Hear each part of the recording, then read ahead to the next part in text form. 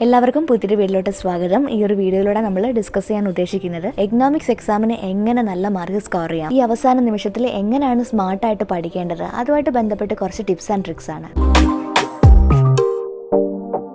Hi all, this is Vishnupriya. Welcome back to my channel. നിങ്ങൾ എൻ്റെ channel ആദ്യമായിട്ട് കാണുവാണെങ്കിൽ please to subscribe and enable the bell icon also. നമുക്കറിയാം ഇനി ഒരുപാട് സമയമൊന്നും നമ്മുടെ എക്സാമിന് വേണ്ടിയിട്ടില്ല. സോ എല്ലാ ടോപ്പിക്സും വായിച്ച് നോക്കി കൃത്യമായിട്ട് പഠിച്ച് പോകാനുള്ള സമയം ഇനിയില്ല. അതുകൊണ്ട് തന്നെ ഇനി നിങ്ങൾ പഠിക്കാനെടുക്കേണ്ട ഒന്നാമത്തെ സ്ട്രാറ്റജിയും അതുപോലെ ഒന്നാമത്തെ ടിപ്പ് എന്ന് പറയുന്നത് മോഡൽ എക്സാമിൻ്റെ വെയിറ്റേജ് മനസ്സിലാക്കി ഓരോ ചാപ്റ്റേഴ്സിൽ നിന്നും എത്ര മാർക്കിനുള്ള ക്വസ്റ്റ്യൻസ് മാക്സിമം ഉണ്ടാവും മനസ്സിലാക്കി focus area non focus area എന്നുള്ള മാർക്ക് ഡിവിഷൻ നമുക്കറിയാം. ഒരു ചാപ്റ്ററിൽ നിന്ന് ഫോക്കസ് ഏരിയയിൽ നിന്ന് 4 മാർക്കിനുള്ള ക്വസ്റ്റ്യൻസ് ആണ് ചോദിച്ചിട്ടുള്ളത്. ആ ഒരു ചാപ്റ്ററിൽ നിന്ന് ഏത് ടോപ്പിക് പഠിക്കുമ്പോഴും ഇമ്പോർട്ടന്റ് ആയിട്ടുള്ള ടോപ്പിക് പഠിക്കുമ്പോഴും മാക്സിമം 4 മാർക്കിന് എഴുതാൻ പറ്റുന്ന തക്ക വിധത്തിൽ വേണം ആൻസേഴ്സ് പഠിക്കാനായിട്ട്. ഇനി രണ്ടാമത്തെ ടിപ്പ് എന്ന് പറയുന്നത് പ്രീവിയസ് ഇയേഴ്സിൽ റിപ്പീറ്റഡ് ആയിട്ട് ചോദിച്ചിട്ടുള്ള കുറെ ക്വസ്റ്റ്യൻസ് ഉണ്ട് എക്കണോമിക്സിനകത്ത്. അപ്പോൾ അത്തരം ക്വസ്റ്റ്യൻസ് നിങ്ങൾ കമ്പൽസറി ആയിട്ട് പഠിച്ചു വയ്ക്കും. നമ്മൾ അങ്ങനെ കളക്ട് ചെയ്തിട്ടുള്ള ഒരു വീഡിയോ ചെയ്തിട്ടുണ്ട്. അതായത് ഇമ്പോർട്ടന്റ് ആയിട്ട് പ്രീവിയസ് ഇയേഴ്സിൽ റിപ്പീറ്റഡ് ആയിട്ട് ചോദിക്കുന്ന എസ്എ ക്വസ്റ്റ്യൻസ് വെച്ചിട്ടൊരു വീഡിയോ ചെയ്തിട്ടുണ്ട്.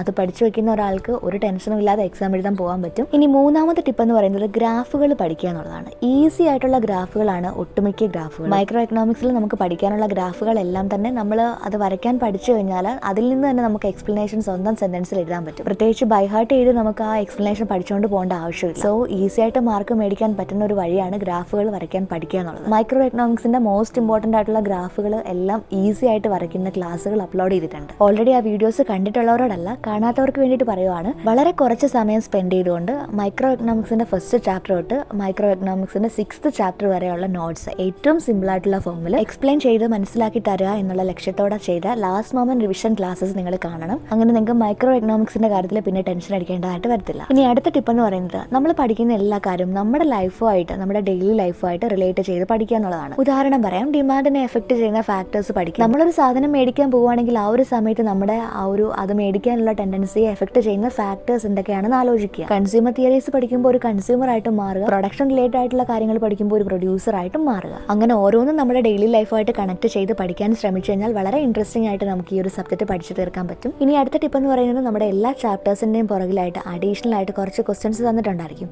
ആ ക്വസ്റ്റ്യൻസ് എല്ലാം ഒന്ന് വർക്കൗട്ട് ചെയ്ത് നോക്കുക. A+ ഒക്കെ ആഗ്രഹിക്കുന്ന വിദ്യാർത്ഥികളാണെങ്കിൽ അങ്ങനെ അഡീഷണൽ ക്വസ്റ്റ്യൻസ് കൂടി വർക്കൗട്ട് ചെയ്യുന്നതിലൂടെ നിങ്ങളുടെ ഓർമ്മ, അതായത് നേരത്തെ പഠിച്ച കാര്യങ്ങളൊക്കെ ഒന്നുകൂടെ ഒന്ന് ഓർത്തെടുക്കാനായിട്ട് പറ്റും. ഇനി നിങ്ങൾ പ്രത്യേകം ശ്രദ്ധിക്കുക, ഒരു ടോപ്പിക്ക് മാത്രം നിങ്ങൾ നോക്കിയിരുന്ന് സമയം വേസ്റ്റ് ചെയ്യരുത്. ലാസ്റ്റ് മൊമെന്റ് ആണ്. സോ അതുകൊണ്ട് തന്നെ നിങ്ങൾ സ്മാർട്ടായിട്ട് വേണം യൂസ് ചെയ്യാനായിട്ട്. ഓരോ ടോപ്പിക്ക് പഠിക്കുമ്പോഴും നിങ്ങൾക്ക് ഓർമ്മ വേണം ഇനി എത്ര ടോപ്പിക്ക് പഠിക്കാൻ ബാക്കിയുണ്ടെന്ന്. മാക്സിമം എല്ലാ ചാപ്റ്റേഴ്സിലൂടെയും നിങ്ങളൊന്ന് നോക്കിയിട്ട് വേണം പോകാനായിട്ട്. അതായത് ഒരു ചാപ്റ്റർ പോലും ഒന്നും നോക്കാതെ പോകേണ്ടതായിട്ട് വരരുത്. ഓരോ ടോപ്പിക്കും നമ്മൾ വായിച്ചു നോക്കുമ്പോൾ നമുക്ക് മനസ്സിലാവും ഇത്രയേ ഉള്ളായിരുന്നു. അപ്പം നമ്മൾ ആ ഒരു ടോപ്പിക്ക് പഠിക്കാനായിട്ട് കുറേ സമയം സ്പെൻഡ് ചെയ്ത് നമ്മുടെ ബാക്കിയുള്ള ടോപ്പിക്ക് പഠിക്കാനുള്ള സമയം ഇല്ലാതാകും. എപ്പോഴാണോ നിങ്ങൾ പഠിക്കാൻ സ്റ്റാർട്ട് ചെയ്യുന്നത് അപ്പോൾ മുതൽ തന്നെ നിങ്ങൾക്ക് പഠിക്കാനുള്ള ഓരോ ടോപ്പിക്സിൻ്റെയും ടൈം ഷെഡ്യൂൾ, എത്ര ടോപ്പിക്ക് എത്ര സമയത്തിനുള്ളിൽ പഠിക്കണം എന്നുള്ളൊരു എയിം വെച്ചിട്ട്, ലക്ഷ്യം വെച്ചിട്ട് വേണം നിങ്ങൾ പഠിക്കാൻ സ്റ്റാർട്ട് ചെയ്യേണ്ടത്. ഏതെങ്കിലും ഇമ്പോർട്ടൻ്റ് ആയിട്ടുള്ള ടോപ്പിക്സിൻ്റെ ക്ലാസ്സുകൾ വേണമെങ്കിൽ താഴെ നിങ്ങൾ പറയുക, പറ്റുന്നത് പോലെ ചെയ്യാനായിട്ട് ശ്രമിക്കാം.